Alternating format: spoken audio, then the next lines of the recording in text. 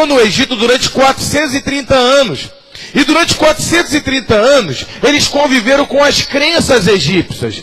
Provavelmente, alguns dos judeus passaram a crer nesses deuses. Por exemplo, o Nilo era um deus para os egípcios.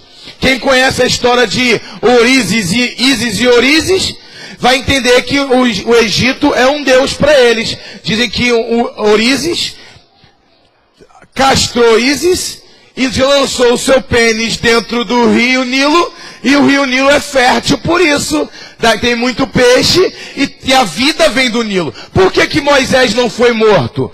Porque tudo que o Nilo dava era presente dos deuses. Então, quando Moisés veio do Nilo, não mata ele. Se ele saiu do Nilo, foi o Nilo que deu, então não mata. Olha a estratégia, né?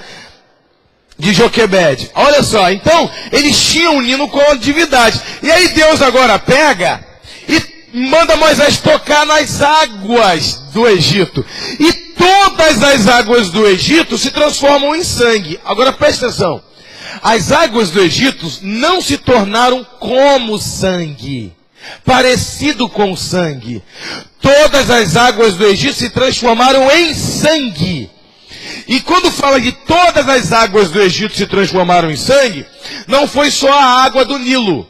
Foi a água que estava no copo, na cabeceira do quarto de Faraó. A água que estava na caixa d'água. Todas as águas estavam em sangue. Então ficou uma semana no Egito. Imagina a sede. Faraó ensandecido. Todos os egípcios morrendo de sede. Até a água que estava nas cisternas transformou todas as águas do Egito. Segundo os cientistas, nenhum homem consegue sobreviver 3 dias sem beber água no calor escaldante. Nosso corpo é constituído de 70% de água. Você vai entrar em falências múltiplas de órgão. O fígado, tu vai ver que é água pura. Pega um fígado de galinha, deixa em cima do asfalto. Quando você vai ver se não derreteu, não virou água pura. O fígado, o rins, o coração, o músculo. Mas deixa, vai ficar só aquela pelinha bem... Todas as águas. Agora imagina Faraó levantar. Estou morrendo de sede, vou dar uma talagada nesse sangue mesmo, porque morreu eu não vou.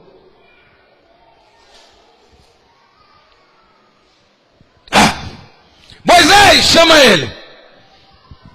Chama ele. Mas todos, diga todos, deram uma talagada no sangue. Porque quando tu está prestes a morrer, tu bebe até água de vala. Então o que Deus estava querendo dizer?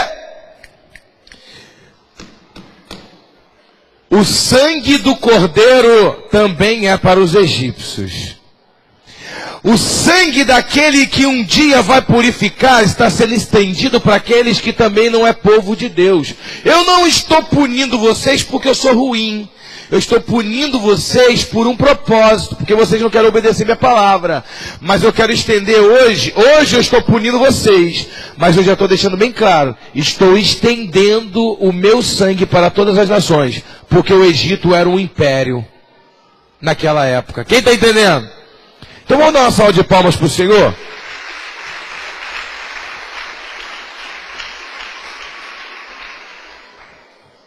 Antes que vocês falem assim, meu Deus, que pastor está bebendo uma água tão turva, é água de coco, tá?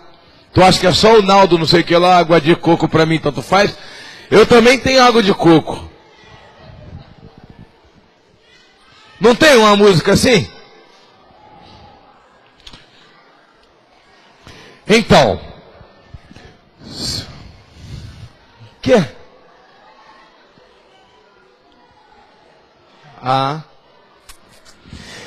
Então preste atenção.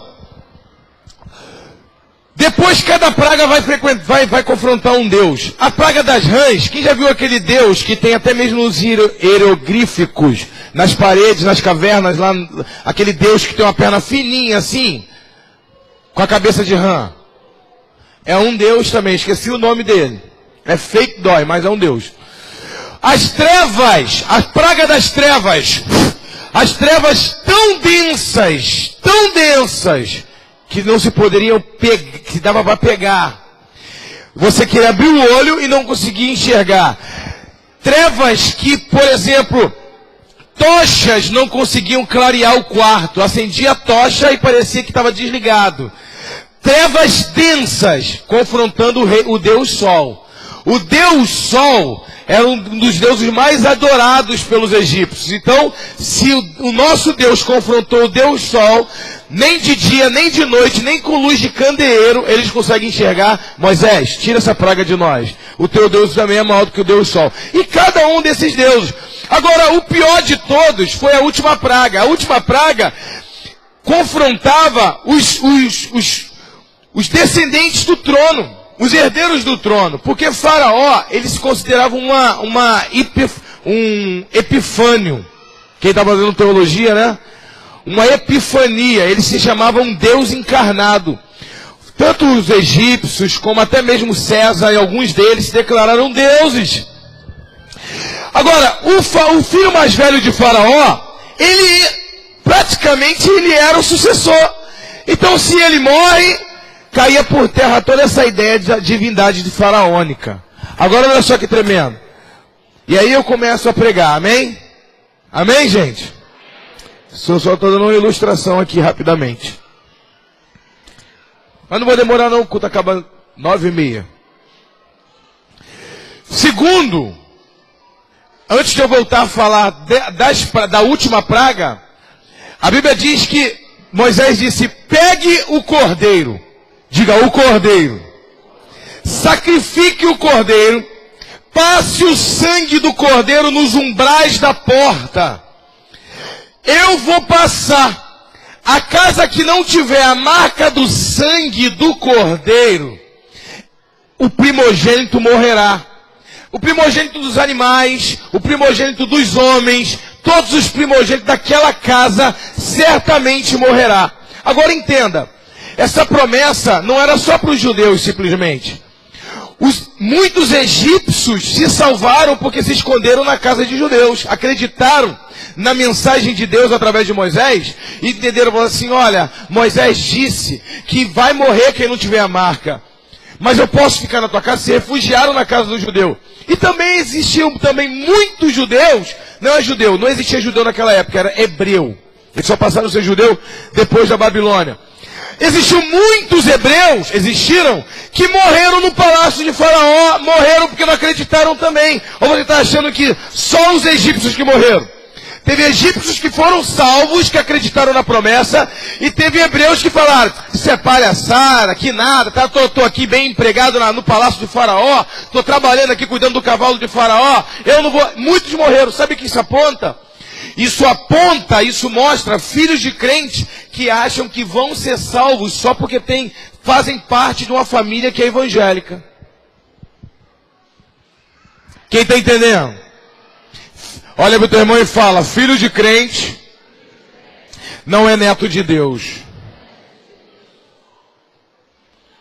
E aí acha que vai ser salvo por isso, se não tiver debaixo da promessa. Vai para o inferno, mas vai velocidade. A salvação é individual. É uma decisão de cada um. Embora a possibilidade de um crente ser salvo é muito maior, não é porque é filho de crente. Porque se você é filho de crente, você tem muito mais conteúdo bíblico, ensinamento bíblico, testemunho. Não é porque você é filho de crente que você vai ser salvo. Mas é porque você tem muito mais oportunidade de ouvir a palavra. É uma possibilidade, não é uma certeza. Amém? Olha para o teu irmão e fala, é uma possibilidade. Não é uma certeza. A salvação é individual.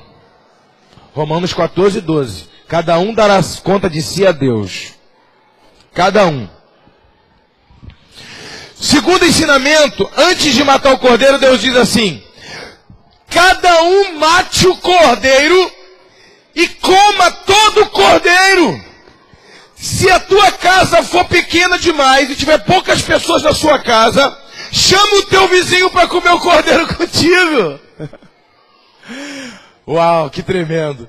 A libertação só vem completamente quando você entende que você precisa para ser liberto do teu vizinho. Nós vivemos uma comunidade. O cordeiro não salva ninguém antes de trazer ensinamento. Diga ensinamento. Imagine o cara bem de vida, com 10 crias, 30 crias, e o outro sem nenhum cordeiro, e ele diz assim, meu irmão, por favor, Eu só tenho eu, meu filho e minha esposa lá. E a gente não consegue comer um cordeiro inteiro. E eu tô vendo que a tua família é grande e você não tem cordeiro. Você quebra um galho para mim? Por favor, eu te imploro. Come um cordeiro comigo. Porque eu tenho um cordeiro, mas eu não tenho gente para comer o cordeiro todo. E eu tenho que comer o cordeiro todo. Se eu não comer o cordeiro todo, vai entrar condenação na minha casa. Isso ensina humildade. Diga humildade. Desde o início, Deus mostrando que a libertação de uma nação vem através da unidade da igreja. Não depende de classe social. Ninguém tem que desmerecer ninguém. Quem tem muito ou quem tem pouco. Um homem rico pode depender da oração de um pobre para ele ser curado da vista ou de um câncer. Deus fazia o cara vir da Barra da Tijuca para vir aqui para falar assim, para um homem que não tem nenhuma casa para morar e falar, vai lá e pede ele para orar por você que você vai ser curado. E o cara vem aqui e ora. Deus pode fazer você depender de uma pessoa que não tem nada. Isso aí é princípio de solidariedade da raça. Russell Shedd. Isso não é meu. Russell Shedd. Solidariedade da raça. Personalidade coletiva. Fazer um depender do outro. E quando eles comeram a Páscoa, comeram o cordeiro, quando eles acabaram de comer a Páscoa, a Bíblia diz que Moisés olhou para eles e disse, quando vocês terminarem de comer, já comam com sandália nos pés. Cinjam os vossos lombos. Sabe o que é cingir os lombos? É uma questão idiomática. Cingir os lombos é uma palavra que tem no hebraico, só entende assim quem estuda a questão da cultura local. Você vai entender isso quando você estuda a cultura local. No Oriente Médio, quando o homem queria correr, ele tinha que amarrar uma corda na altura da cintura, porque os homens usavam vestido. E eles podiam tropeçar no vestido e cair. Então, para eles correrem com mais velocidade, eles dobravam o vestido para cima e amarravam uma corda aqui na altura dos lombos, para poder as canelas ficarem soltas para eles, sebo na canela. Então, quando a Bíblia diz assim, cinge os teus lombos e vai, é como Deus está dizendo, vai correndo. Então não precisava dizer vai correndo, diz cingir os lombos, já significava correr. Quem está entendendo? Então ele disse, cinja os lombos, porque a libertação vai vir rápido. Olha para o teu irmão e fala, cinja os lombos, porque a libertação vai ser rápida.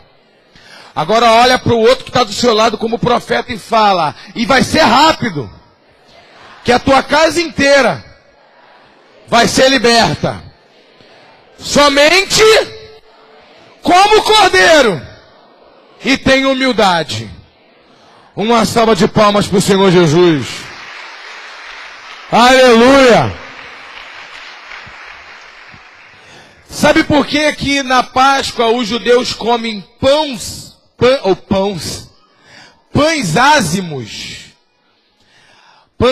Pães ázimos significam pães que não fermentaram. Eles saíram tão rápido do Egito que não deu tempo de o pão fermentar. Uau! Olha o irmão e fala, uau! A bênção vai vir tão rápida na sua vida. Antes do pão fermentar. A padaria não vai estar nem aberta ainda. E a bênção alcançou tua casa. Oh, salva de palmas para o Senhor! Aleluia! Glória a Deus!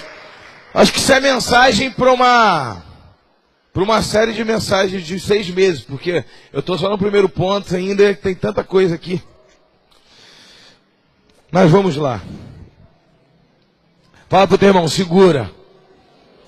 Falta 25 minutos para acabar o culto. E Deus quer falar contigo.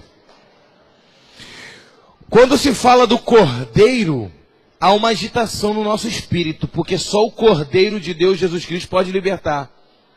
E quando se fala de libertação, quando se fala do Cordeiro, quando se fala da unidade da igreja, quando se fala da libertação completa da nossa casa, há um incômodo no nosso coração. Quando se fala, Deus vai te dar um carro, Deus vai te dar uma casa, recebe aí, eu vejo uma mansão. Isso aí faz bem para a tua alma, mas não há libertação, então você fica tranquilo. Mas quando se fala de libertação, há um incômodo em nós. O banco fica duro, as pernas se coçam, não é isso? Glória a Deus. Então, imagine.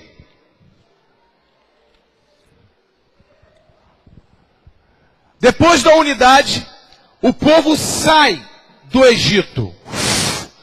Quando eles saem do Egito, o apóstolo Paulo diz a carta aos Coríntios que eles todos foram batizados de uma vez só na água do Mar Vermelho. Um só batismo.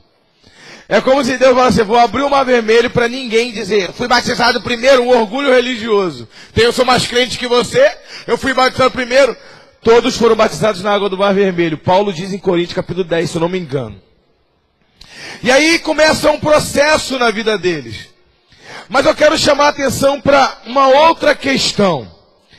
O Cordeiro, ele anuncia algo grande, algo temoroso. O Cordeiro aponta para algo mais incrível. Todo ano existia o sacrifício do Cordeiro no tabernáculo, na festa de Yom Kippur. Apontava para a libertação e a redenção do homem. Porém, o homem não ficava sem entender. Por que tem que matar um Cordeiro todo ano? Imagina Deus colocando o homem para refletir, pensando, pai, por que tem que matar um Cordeiro? E aí o pai perguntava, eu não sei, filho, eu simplesmente mato.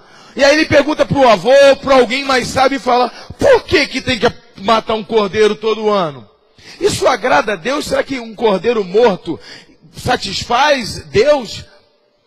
Aplaca a ira de Deus?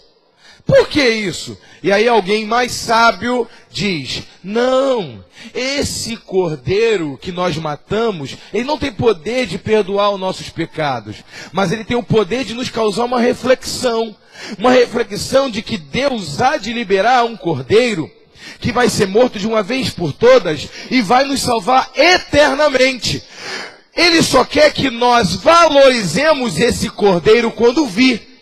Por quê? Quando ele vier, já terá uma marcação no espírito do homem, porque todo ano ele já mata um cordeiro animal. Quem está entendendo? Ninguém pode desvalorizar a obra que foi feita na cruz do Calvário.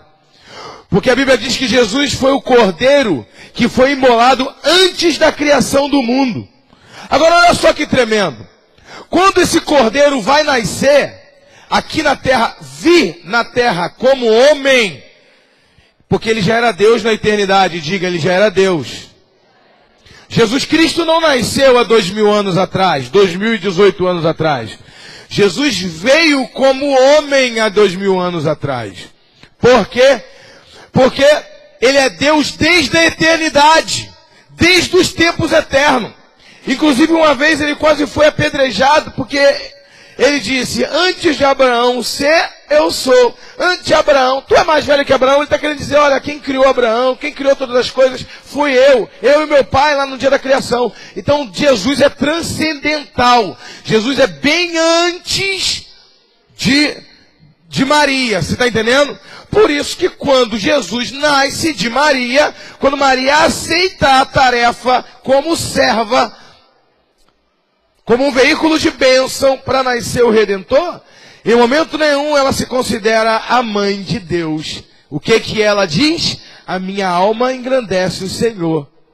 Ela diz, ela glorifica a Deus, a minha alma é o Magnificat. A minha alma engrandece o Senhor, porque achou graça na sua serva. Ela não diz, eu sou mãe de Deus. Não é isso? Deram essa nomenclatura para ela. Eu não quero falar aqui sobre catolicismo ou qualquer outra coisa. Estou falando de Bíblia, amém? Não estou falando de religião. Estou falando de Bíblia. Então, até Maria é serva do Senhor. E ela pagou um preço muito grande. Porque receber Jesus na nossa vida, a gente paga um preço. Cada um paga um preço na sua área. Maria pagou o preço dela. Qual foi o preço? O preço da calúnia, o preço da difamação. A mulher era virgem e aparece grávida. Aí agora o cara que era comprometido dela, compromissado dela, que era o Kiddushin, separado para a santificação, que eles se separavam, ficavam tão longe para ninguém, para não correr o risco de alguém dizer, tá tendo relação sexual antes do casamento. Eles se separavam, o Kiddushin nem via a cara um do outro, e aí ele fica sabendo que Maria está grávida. Calma aí, como é que ela está grávida que já tem quase 7 meses que eu nem olho na cara dela? Eu estou separado para o casamento. Estou separado para o Kiddushin. Aí ela diz, foi o Espírito Santo, Zé. O quê? Irmãos, diga, o evangelho é loucura para os homens, mas é sabedoria de Deus. Outro dia eu vi um vídeo que mandaram, né, no grupo da família, uma mulher que foi no programa daquela mulher, Márcia Petkovic, sei lá, esse é o nome da mulher. Aí chegou lá e a mulher foi parar lá no programa, por quê? Porque a mulher engravidou e o cara perguntou, por que engravidou? É de quem o filho? É do Pokémon. Ela disse que foi brincar de Pokémon no mato, chegou lá e encontrou o Pokémon estuprou ela e ela estava grávida do Pokémon. Olha pro teu irmão e fala, dorme com um barulho desse. Tu acha até engraçado uma mulher falar, ir pro programa de televisão e o cara vai lá ainda. Como é que é negócio desse? Pokémon! Mas foi o Pokémon e foi, pronto. Ei, vambora ver a cara que vai ser. Não sei, era Pikachu, né? Tem um Pikachu. Sei que é lá. De repente, testemunha do casamento dele vai ser até a Tati Quebra-Barraco. Sei que é lá, Pikachu, não sei que lá, não tinha uma música.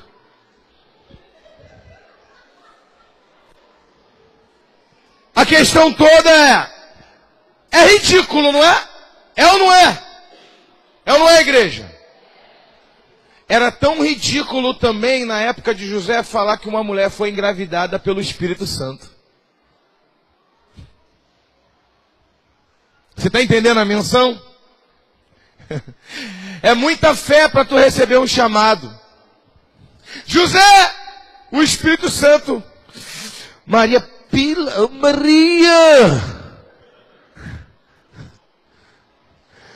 Que loucura é essa? A Bíblia diz que Deus teve que também falar com José. Olha para o teu irmão e fala, quando Deus fala com um, Deus confirma no coração do outro. Por isso que a Bíblia diz que é melhor ser dois do que um só. Quando o marido ou a esposa fala, Deus me deu um direcionamento, mas não confirmou no coração da esposa, eu acho muito estranho isso. Você está entendendo? Eu acho muito estranho. Como se ele fosse o Senhor soberano de todas as coisas. Tem que orar até a esposa entender e absorver também. Se ela não absorver, porque não é de Deus. Deus não traz desunião. Amém? Olha, só as mulheres vão falar amém. Diga glória a Deus. Amém. Quando Deus confirmou no meu coração, o quê? Que eu tenho que comprar um carro zero. Aí a mulher fala assim, Deus confirmou no meu que tem que comprar a casa. Mas Deus falou que é carro zero. Não, mas Deus falou com o meu que é a casa. Amém? Glória a Deus. Deus está falando.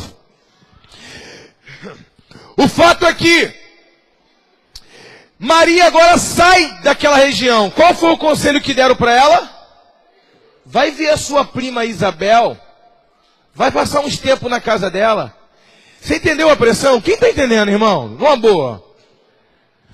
Vai passar um tempo lá, porque ficar ali ouvindo dava uma de santinha, né? É o Espírito de Deus, né? Irmãos, eu não estou exagerando nem um pingo. Imagina uma cultura oriental, 2000 anos atrás. Cultura oriental.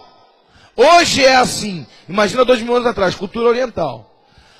E ela vai para a casa de Isabel. Isabel morava distante. E quando ela chega na casa de Isabel, Isabel morava provavelmente em Jerusalém, porque o marido dela era sacerdote, servia no templo. E aí ela sai de Belém, ela vai para lá. Quando ela chega lá na terra dela, quando ela chega lá na casa de Isabel, Isabel está grávida já de 6 meses de João Batista, primo de Jesus.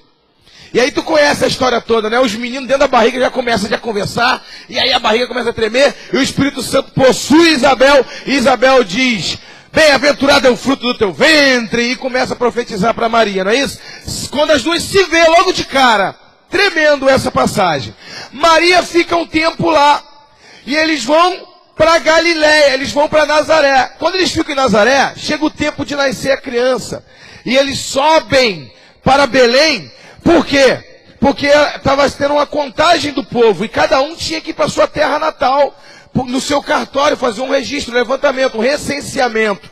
E quando Maria e José chegam em Belém, a Bíblia diz que eles não encontram lugar nenhum. Nenhuma hotelaria. Diga, nenhuma hotelaria. Eu tenho dois problemas com essa passagem bíblica. Primeira passagem bíblica. Primeiro problema. Deus sabia que o seu filho ia nascer. Antes da criação do mundo, não preparou nenhum hotel para ele. É como assim, né? Ele chegou lá procurando, meu Deus, não tem lugar. Segundo problema. Como é que um povoado tem tanta rede de hotel assim?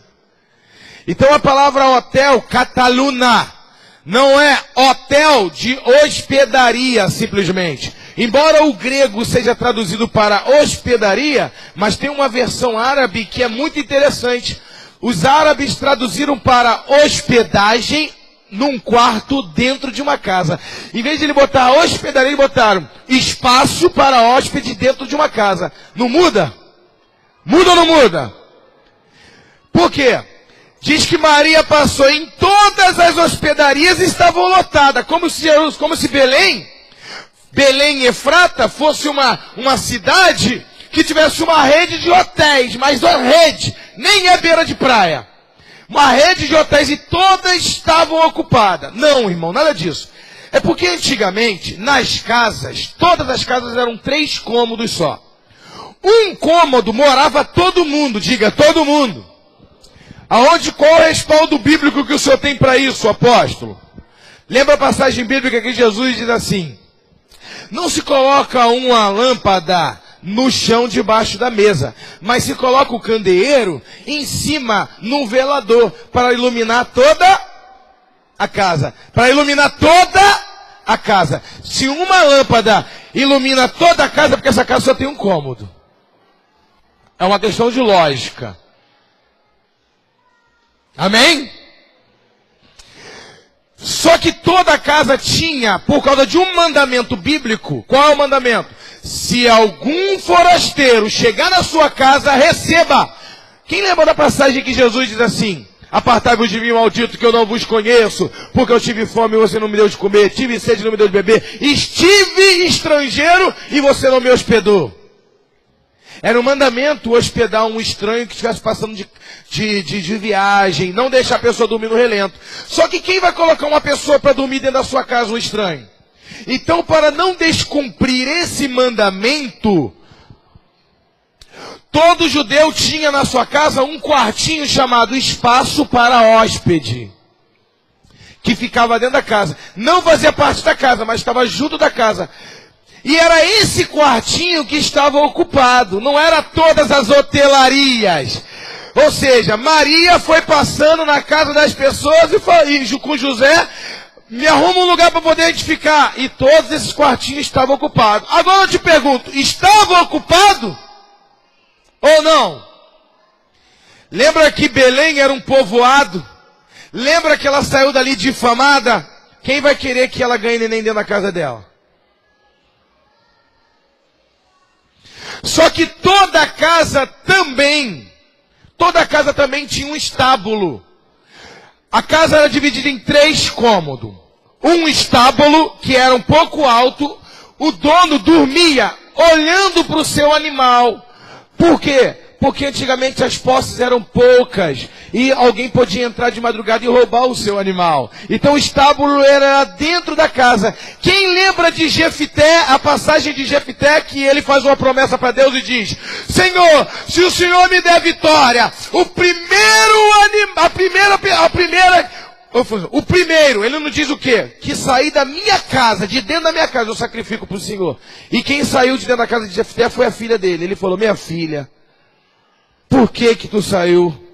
Ele estava contando de sair uma vaca, um bezerro, uma ovelha, e saiu a filha dele. Ele falou: quando eu chegar em frente à minha casa, o primeiro que saiu eu sacrifico. Saiu a filha dele, ele sacrificou a filha dele.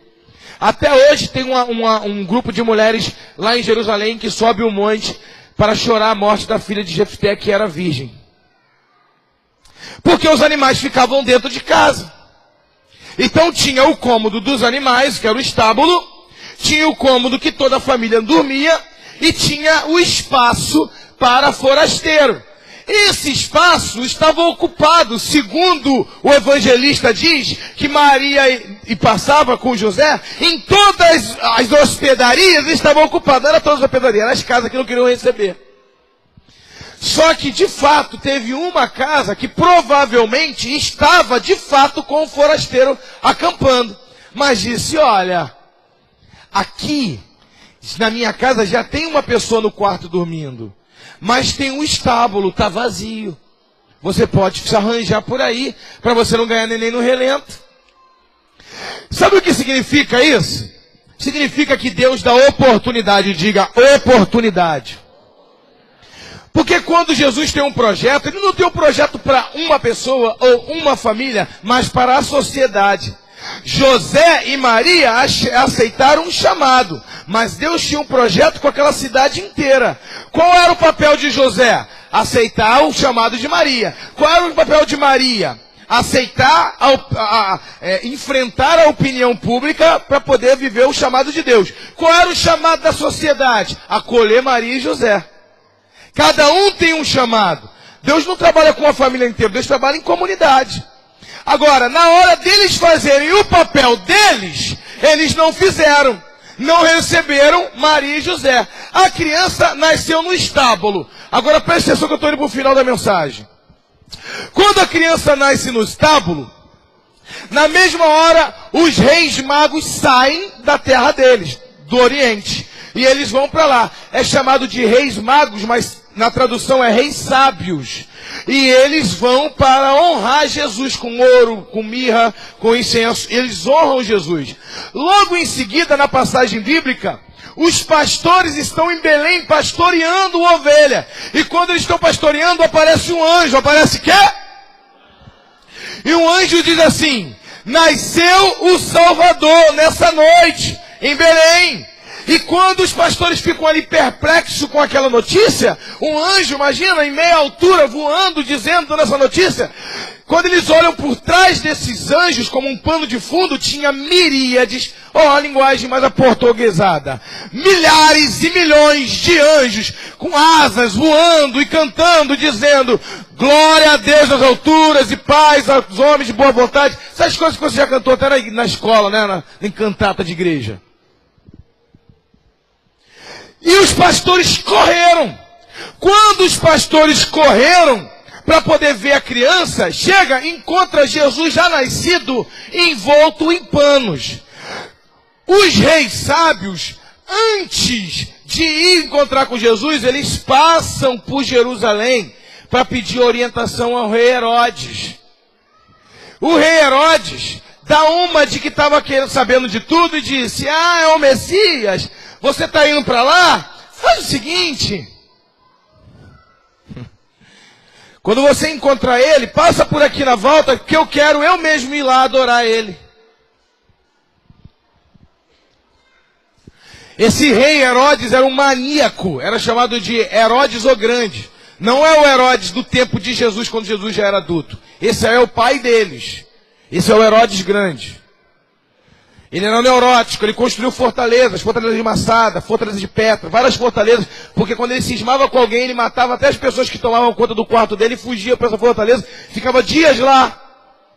Esse cara, ele fica atormentado com essa visão, o Messias nasceu? Nasceu. Os reis magos, os reis sábios, eles vão a Jerusalém. Agora tem um encontro de uma comitiva. Os pastores que receberam a visão dos anjos, e os reis magos estão ali, tudo no estábulo. Olha que tremendo. Olha para o teu irmão e diga assim, você sabia que Deus enviou a sabedoria para inspecionar o nascimento de Jesus? Olha como é que Deus faz. E eu finalizo aqui. Não finalizo aqui, finalizo com mais dois tópicos. Os três reis sábios tinham nomes. Segundo a história, um deles era Melquior, que significa Meler, rei de luz. Um Gaspar. Gaspar significa aquele que inspeciona. E Beltesazar significa, o meu Deus é soberano. Ou seja, um significa, veio exaltar Jesus como Deus soberano. O outro, ele é o meu rei de luz, Meler, meu rei de luz. E o outro veio, o Gaspar, ele veio vistoriar, aquele que inspeciona. O quê? Para ver se os pastores já estavam lá. Para ver a responsabilidade dos pastores. Ele está inspecionando os pastores. E já honrou. E os pastores vieram testemunhar aquela casa que recebeu Jesus. Os pastores são testemunha. Entenda. Aí que vem a revelação. Olha para o teu irmão, está preparado? Diga, tá mesmo. Segura a cadeira, hein? Porque você pode ser até arrebatado em espírito agora, hein? Tamanha revelação. A Bíblia diz que lá no Egito, quando o cordeiro morreu, eles passaram sangue no umbral para proteger as crianças, os primogênitos. Eles passaram. A casa que não tinha o sangue, os primogênitos iriam morrer. O cordeiro nasceu, foi morto e serviu para um propósito. Eles saem do Egito. 1500 anos depois, o cordeiro nasce. Jesus nasce no estábulo, nasce no aprisco como um cordeiro. Por quê? Porque um cordeiro tem que nascer num ambiente assim. Ele é um cordeiro, ele nasceu como cordeiro, viveu como pastor e morreu como cordeiro. E agora ele está ali. Os pastores são testemunhas de que todas as casas, digam todas as casas, negaram o cordeiro. Ele foi em todas as casas. Tem lugar aí para o cordeiro nascer? Não. Tem lugar aí para o cordeiro nascer? Não. Tem lugar aí para o cordeiro nascer? Não. Então chama a sabedoria, chama os sábios, os reis sábios, chama os pastores para ser testemunha. Quando Jesus sai dali, Herodes manda matar todas as crianças de Belém até 2 anos de idade. A casa que não recebe o cordeiro tem a morte dos primogênitos.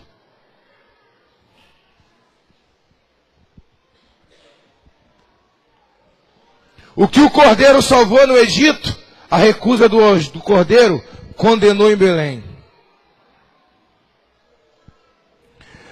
E ninguém pode reclamar porque o cordeiro bateu na porta de todo mundo. O cordeiro bateu na porta de todos. Jesus bate na porta de todos. A casa que não recebe Jesus, a família padece. Você não perde só o filho primogênito, tu perde a família toda, tu perde o casamento, tu perde tudo. Jesus vive batendo na sua porta. Bota um líder para fazer consolidação na sua casa, você se esconde, diz, é chato. O pastor prega, fala demais. Já são 9 horas, não acabou, 9h30, não acabou o culto ainda. E tantas coisas. E o cordeiro está batendo na tua porta. E o cordeiro está querendo entrar na tua casa. Quando a morte vem, aonde estava Deus? Lembrando que até os egípcios foram salvos. Porque entenderam que precisavam da proteção do sangue do cordeiro. E teve filho de crente que achou, minha mãe é do ciclo de oração, não preciso de ser crente não, na hora certa você salva, é promessa de Deus para ela que você salva. E foi para o inferno. Olha para o teu irmão e diga, eu quero a marca do cordeiro. Na minha casa, mas especificamente, no meu coração. Ministério de Louvor pode vir.